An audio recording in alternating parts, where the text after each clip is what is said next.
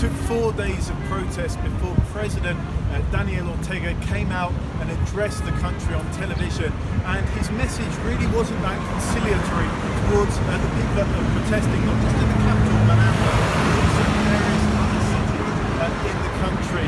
He was flanked by not just his cabinet, but also military police figures, which tells the story itself. And what he had to say was that the protesters, most of them young people, students, he said these are criminals, they might be backed by some shadowy political powers, and he said that they don't know what it's like to see the horrors of war.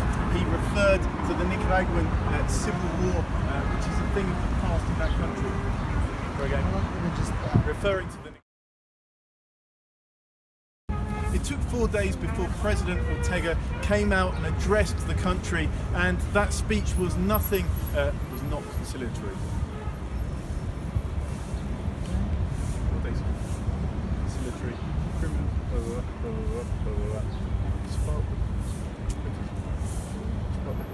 social security, changes social security. There's other things going on. Censorship. Also turning government to families. Just see how much of it is that speech doesn't seem designed to tone down the protest. Don't seem to be attempting dialogue.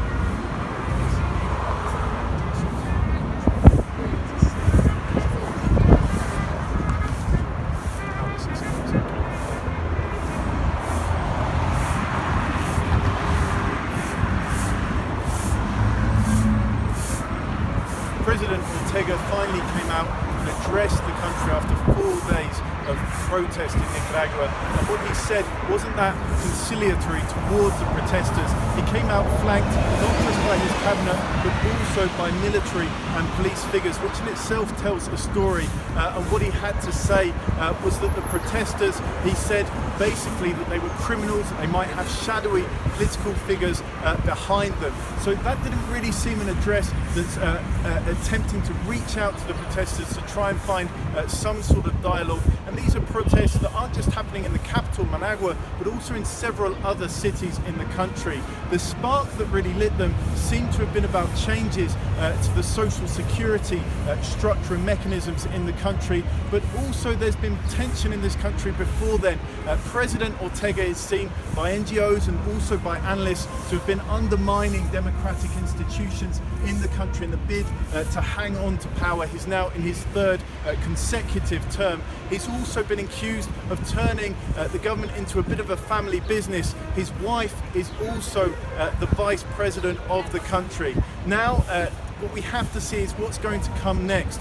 Are the protests going to escalate? Is there going to be any attempt at dialogue?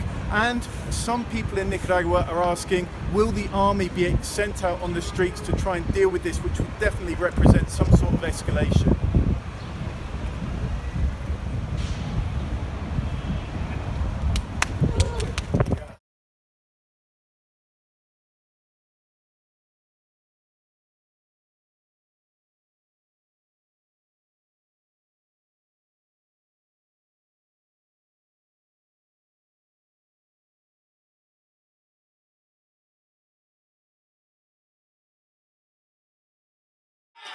Anti-government protests in Nicaragua are unusual, but they're happening now. It started when pensions were cut by 5% and employees' social security contributions were raised slightly. I am here because I'm indignant. I'm indignant that my grandparents are going to receive 5% less of their already anemic pension after having worked for 45 years. That is not money that are being lent. That is money that they already paid in. So it bothered me. It bothered me, and I could not remain sitting any longer. Several people have been killed and many others injured in running battles between protesters and police. Street barricades have been thrown up and students have occupied at least one university. The government sought to restrict coverage of the protests, cutting the signal of at least 3 channels which were showing them. Independent media say that's a clear violation of the freedom of the press.